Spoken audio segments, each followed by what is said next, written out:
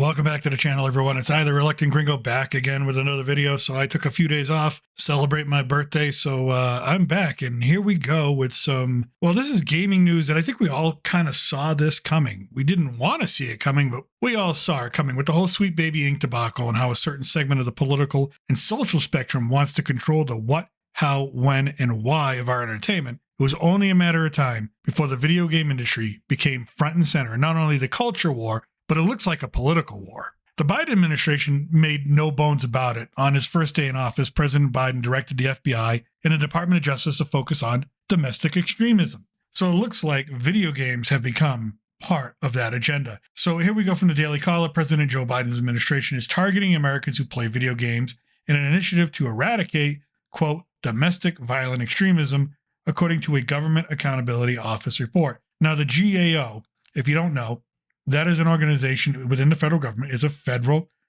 department. It is completely, like, the GAO is great. You read those reports. They are unbiased. They're not Republican. They're not Democratic. Some of the reports that come out just blow your mind because they don't care who the hell whose toes they're stepping on. They're going to tell you the truth, and they're going to tell you where the money's being spent and what's being done. So when the GAO comes out with something, you can pretty much bank on it. The article continues, video game firms are collaborating. Let me just say that again. Video game firms are collaborating with the Federal Bureau of Investigation and Department of Homeland Security to identify and eliminate domestic violent extremism content that advocates for violence to advance, quote, a political or social goal in the United States. Well, I could point to the summer of 2020. That seemed pretty violent to advance a political or social goal, but no one seemed to care about that. They'll talk about January 6th all they want, but they won't talk about, the summer of love, as they call it. But let's continue. According to the report released at the end of February, the FBI and the DHS both have measures in place with social media and video game firms to exchange related information. Your information. Let's just cut to the chase. That's your information. But neither has detailed initiatives on how it identifies and selects companies to engage with or the goals and desired outcomes of those engagements. Basically, yeah, they're doing it. They're just not going to tell you how they're going to do it because they don't want to tell you how they're going to do it. So quite amazing to me that we get this. Another article that covered it from The Intercept. The GAO's investigation, which covers September 2022 to January 2024, was undertaken at the request of the House Homeland Security Committee, which asked the government auditor to examine domestic violent extremist use of gaming platforms and social media. While there is no federal law that criminalizes domestic violent extremism as a category of crime, since 2019, the U.S. government has employed 5 domestic terrorism threat categories. So here's one of the 5 in which you guys can be dumped into, including me. These are defined by the FBI and DHS as racial/ethnically motivated violent extremism, anti-government/anti-authority violent extremism, animal rights or environmental violent extremism, abortion-related violent extremism, and all other domestic terror threats. Now, while a lot of those sound good on face value, let's face it, I'm not for any type of extremism. Let me tell you something right now. Violence, extremism, all that crap, it's just ridiculous to me. More than half the stuff that goes on with this, it's just crap, right? Not advocating for any of that. But what I am arguing is this. Who's making these determinations? I'm a little bit of an anti-authority person. I'm a little bit anti-government. So's a lot of Republicans. Ronald Reagan said it best. The scariest thing anybody can ever hear in their lifetime is, quote, I'm from the government and I'm here to help. And that guy was president for 8 years. So if he's saying it, does that make Ronald Reagan an extremist? I don't know. The article continues to go on where it talks about Democratic Chairman Dick Durbin sent letters to companies Valve, Activision, Blizzard, Epic Games, Riot Games, Roblox, Take-Two Interactive, demanding that they take action to police gamers. And I think we're going to start to see more and more of that as we go on, especially in this year, which is going to be probably the most divided year I've ever seen this country have with the election coming up. I think we're going to see a lot of this stuff really come to the forefront. The report did start out the exact nature of the cooperation between federal agencies and video game companies, which has not been previously reported. So it's been going on for a little bit. You just didn't know about it.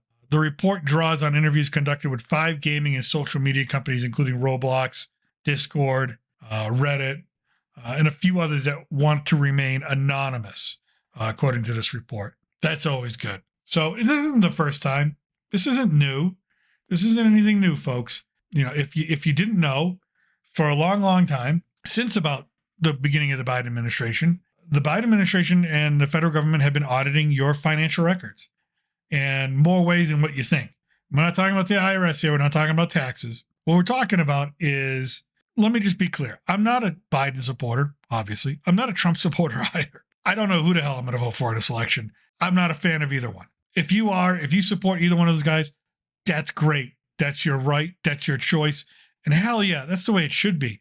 And I don't like you or dislike you for either choice. The stupidity that lately, I used to be a kid, a teenager and a young adult, and it didn't matter who the other person voted for. We could still be friends. It just, nowadays, this is silly. It's ridiculous. But the Biden administration put in these new rules.